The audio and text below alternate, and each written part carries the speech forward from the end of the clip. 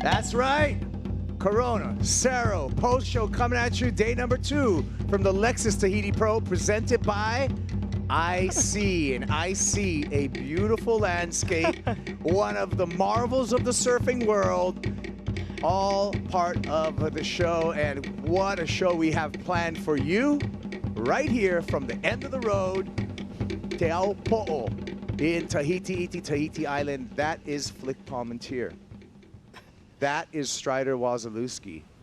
I am Kaipo Guerrero, and we are going to celebrate an epic day in women's surfing, Flick. Yeah, we are. It was absolutely amazing.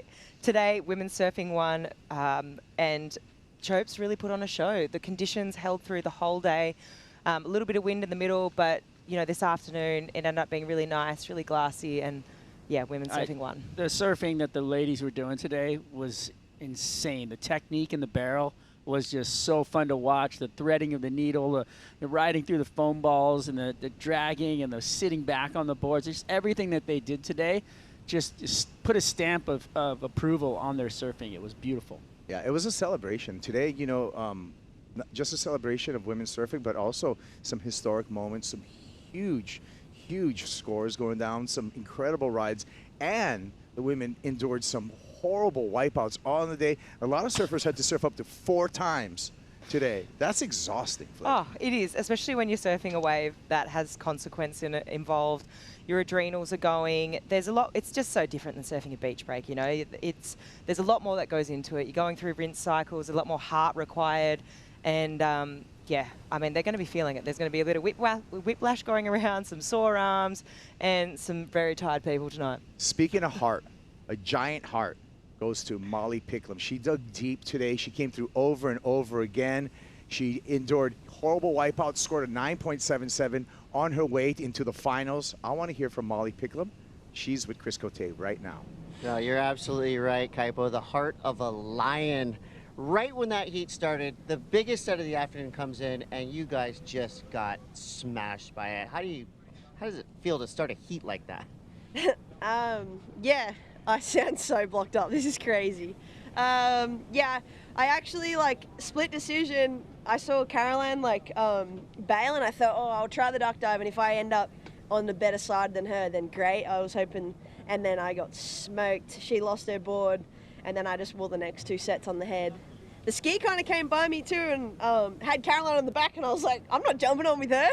So then I just kept paddling, and it ended up being a great decision because I got priority because she touched the ski, and then that great wave came, and so happy that I converted that because then there wasn't a whole lot, I think, for the rest of the heat. Well, pure grit showing up right there. I got good news though. So, surf fans are really stoked because guess what? We've got another Molly Picklum versus Caity Simmers final. That's a lot of people's dream final. How do you feel about that one? Yeah, when I saw her getting a good start on Gabby, I was like, oh, this could be exciting. But I was like, oh, just focus on my job, try and get there, you know. But, I mean, it's epic. Caity and I, obviously the fans love it because we kind of hype each other up. We make each other go pretty hard, and it's just a real surf-off, which is always exciting for the fans. And also for us, honestly, versing her fills my heart. It's so fun, and she's so gnarly out here. She's like, I watch her clips to learn how to backside barrel ride too, you know. So it's always an honor to verse Caity, and hopefully I can get another one up on her. Well, big things happening. You're 1 heat away from winning potentially the Lexus Tahiti Pro, but now that you're locked into that yellow jersey, you're also 1 heat away from potentially winning a world title. Yeah, it's crazy. I think leading into this event, it started to sink in, and it's so funny, like, when you're so close to achieving your dream, it all gets really scary and like, whoa, this is crazy, but I'm so happy that I dream so big, and that it scares me and it makes me focus and it challenges me and all those beautiful things, and yeah, I obviously, it hasn't sunk in, and I think it won't until after the fact, but There's such good surfers coming in. There's 5 people that can potentially come for me, and let's see. But honestly, I'm so grateful to be here in Tahiti. Weather's beautiful, waves are beautiful, and I'd love to win here and then figure out Fiji after. All right, that was a big question to wrap up a really gnarly day. Congratulations. What a show. What a day for surfing. I mean, everybody, I think I can speak on everybody watching. Thank you. Thank the rest of the tour for putting on that amazing show today. I know. Thank you, WSL, for coming to Tahiti, and thanks everyone for staying tuned. And yeah, I'm going straight to bed. I'm going to go cough up some more water and eat some food and straight to bed. I'm so tired. So You earned it. Good night, Molly. thank you. And that is actually, that's a perfect segue into the fact that we have established our Final 5. All the Final 5 have been clinched their spot, and we have the seeding for the finals. So you guys, let's take a look at our Final 5 going into the Lexus Pro Tahiti. Number 1 seed, Flick's going to be Molly Picklum. Oh, she is going to be super hard to beat. With this form that we've seen, backside tube riding, we know how hard she goes to. She's not going to back down from a big, scary lip. We've seen her go hard at Sunset Beach. She scored a 10 just for one big turn. And, you know, backside tube riding, as good as it gets. That's right, number 1 seed. Number 2 seed, Strider, Kauai's Gabriela Bryan. You know, she shocked herself today and then let everybody know that she's got the ability to do it. I think she found the way to do it herself, then showed everybody else that, hey, I'm here, I can do it, and most of all, in her mind, got the confidence. Number 3 seed, Flick, Caity Simmers. Caity Simmers is going to bring different lines to Cloudbreak, right? This is why we love her so much. We saw it here today with that fade sort of kickstall, so can't wait to see it. Number 4, Caroline Marks, a chance at a 2nd world title. Oh, she's going to be on fire out at Cloudbreak. I mean, that wave is built for her. She's going to have all the momentum. And number 5 seed, we'll see her in the first match up against Caroline Marks, Bettylou Sakura Johnson. Yeah, this is epic because, you know, obviously this is the best year Betty's had on tour. You know, she's got the couple of wins under her belt, and now she gets to potentially fight for a maiden world title. Such good stuff set up for Fiji. Take a look here. Match number 1, Caroline Marks is going to start with priority in that match over Bettylou Sakura Johnson. Winner goes up to match up with Caity Simmers. Winner of that goes up to match against Gabriela Bryan. And the winner of that goes to the title match. Remember, Molly Picklum, number 1 seed in that title match. She wins that first match. It's over. She wins a world title. I can't wait. It's going to be so fun to watch it. And it moves so fast. That's the thing I love about finals. It just flies right through. There's like no downtime. Bang, bang, bang, and we got a champ. Yeah, and Flick, if she doesn't win, if Molly doesn't win, then it goes best 2 out of 3 in that finals match. It does. Then whoever ends up in that 2nd spot gets to fight it out. But you know what? Molly's 2 waves away from a world title. Keep Crazy. it simple. That's pretty cool. When you really break it down, right? And it's pretty deserving of an epic season. But I'm a fan of all 5 of our final 5. Same. To tell you the truth. I mean, I could see Sakura going all the way through. I could you too. know, so. It's all possibility. That's why you got to tune in. But we'll finish up here in Tahiti first. And speaking of Tahiti, this is a great place that we have over here, Teahupo'o. You've been coming here for years, Strider, and 30. 30 years. So we were going to have you be the guide to us to kind of check the spot over here. Oh no. Nah, but we got a better guide. We got Vahine Fierro to show us all about here at the end of the road, and we'll do a spot check with Vahine Fierro here at Teahupo'o. I come from Huahine, another island, and I chose here because it reminded me so much of my home, where time just slows down and it feels like you're exactly where you need to be.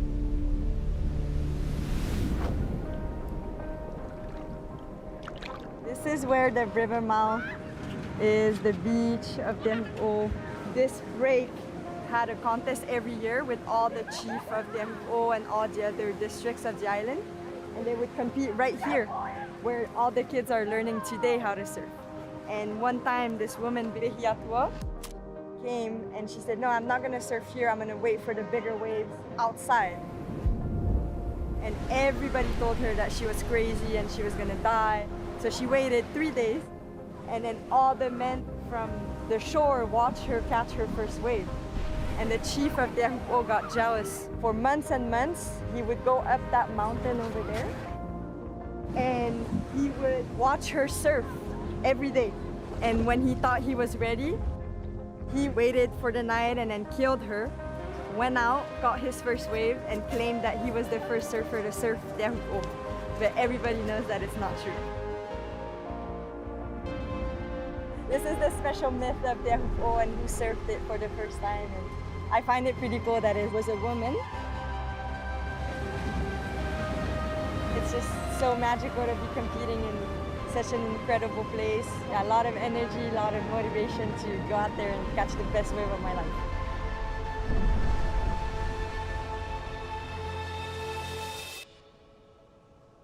Possibly the most powerful spot check we've had. Oh, yeah. I mean, Goosebumps. Thank God I didn't have to do that. There's no way you could have kept up with Wow. that. That was amazing. I mean, the mana is real, right? Yes. And you feel it Oh, that out was in the ocean right through and the on heart. That was Wow. like deep inside your soul. You cannot not feel that by watching that. Radical. And we had some radical surfing today. Quarterfinal number 3, we were calling it the superheat. Molly Picklum up against Vahine Fierro. And Flick, this was such a matchup in this quarterfinal. Well, both women were absolutely on fire, right? In that opening round, the elimination round, they were both looking so good. And you know what? This heat, it really, Vahine got a couple of waves, but I mean, beautiful technique from her on the forehand. It's cool to break it down, goofy v regular as well, but in the end, it was Molly that just took off on this beast of a wave, hucked it underneath the lip, came out with that spit. I mean, this wave, 9.77, as, you know, best wave so far in the women's event. Got the final still to go, there's room to move, but I mean, this was right in the dying minutes. So Molly just making that lead change. And I mean, hardest heat on paper. You're coming up against the Queen of Teahupo'o, and she got the job done. Near perfect. 9.77 for Molly Picklum and Vahine Fierro. You know, with a decent equal 5th, but we're just inspired by Vahine's surfing every time we come here. Started another heat that was really good, was quarterfinal number 1. We kicked it off the quarterfinals with a bang against Gabriela Bryan versus Erin Brooks, and it looks like the young teenage sensation had Gabby in the corner for most of the heat. She did. I mean, it was just like if you started watching this go down, you pretty much felt like, okay, Erin's going to have the upper hand in this whole thing. And then Gabby got an insane barrel. And then she flips it on her. So then we got this blowout steamboat right there from her with the hands down claim. And it was just insane. And then Gabby, at the end, has a wobble, but sticks to the wall, grabs the rail, and makes it through this insane cavern. I mean, this is where she really proved to herself that she had what it took. She hung on. It was insane. It was all hanging on. I mean, it's point and shoot out there for her, but her technique is getting better every heat. 8.77 at the clutch moment. Gabriela Bryan over Erin Brooks in that quarterfinal heat number 1. One of the many highlights that we had throughout this epic day, day 2 at the Lexus Tahiti Pro. I just think, you know, to echo what you said, Strider, no one probably saw it coming. And I don't think Gabby maybe truly believed it until that heat herself. So it was cool to watch her own progression happen right in front of our eyes and just how genuinely stoked she was for herself. Yeah, I mean, I saw it in her face. And after the first wave, she paddled by and she was like, I think I got it. And I was like, you think? You got it, you know? And, yeah. and then she trusted herself and she went by her coach and then she got back in the lineup and that wave came and she sent it. Yeah, it was a big day today. We got all the way down to the women's final, and, you know, my batteries are pretty low. But you know what charges me up? The mophie charger contender of the event, and Flick. Who else could it be other than Pickles with a 9.77? Oh, so fitting. Rides for mophie, gets the charger of the event contender today. This thing was crazy. Big set wave, grabs the rail. And you know what? It's just, yeah, it's fitting, but she just it just shows her heart. She has so much courage. She's going to push that herself over that ledge every single time. She's taken some big stacks today too. So, you know, She put herself in a really heavy situation She where did. she dropped in too. She didn't just like kind of just try to go out in front of it. She went straight out, right under the lip, and then just barely tucked under and got in there. And it was like so technical, right next to the foam ball, right through the whole thing. So she waited for a reason to make it, you know, dramatic and technical, and she got the score.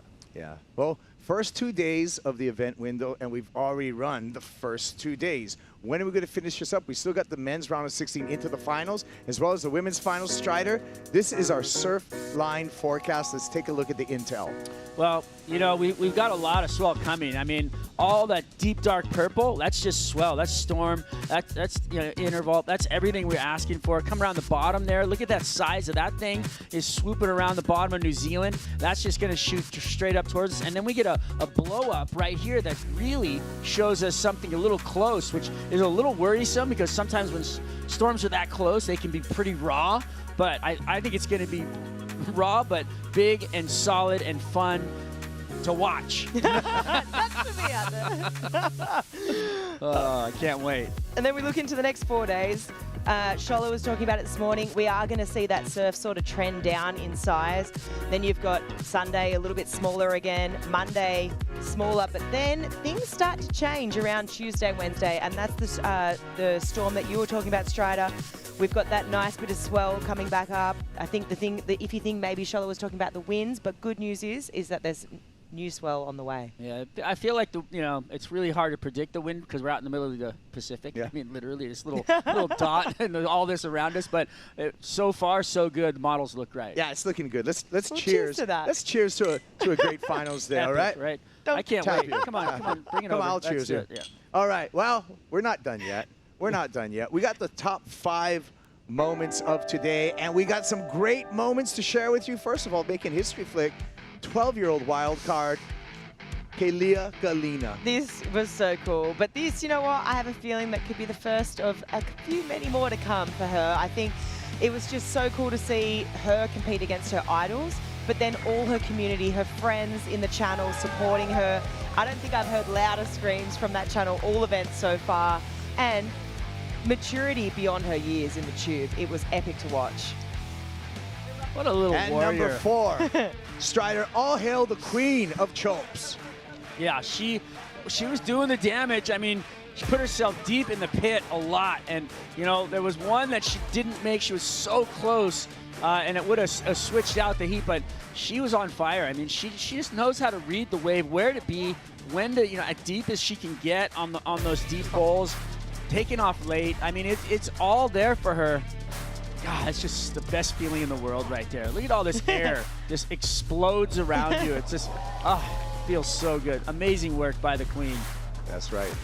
And number 3, Gabriela Bryan digs in and holds on. Yeah, this was actually my favorite moment of the day, was Gabriela and watching her progression from the opening round to, you know, the quarters to the semis, and just seeing every single heat, her push herself, it evidently getting so much better, her confidence as well, and just how happy she was, like genuine stoked, and everyone for her as well, because she's been so open about Look at that. this is where she wants to improve. Number best. 2, Strider, Caity Simmers. She's been building momentum throughout the entire event. And not to mention technique. Watch this young lady putting her body on the wall, stalling, like everything she's doing inside the tube here.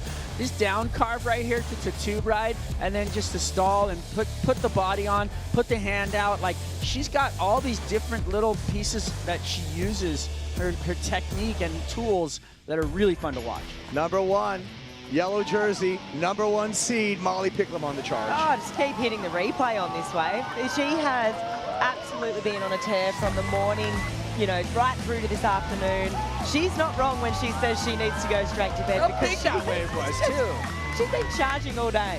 It's been good, so good to watch. And you know what? Also, it's been a great day for her in competition. So many excellent scores, 977, but also she's clinched the number 1 spot, which means she is only 2 waves away from a potential world title going into Fiji.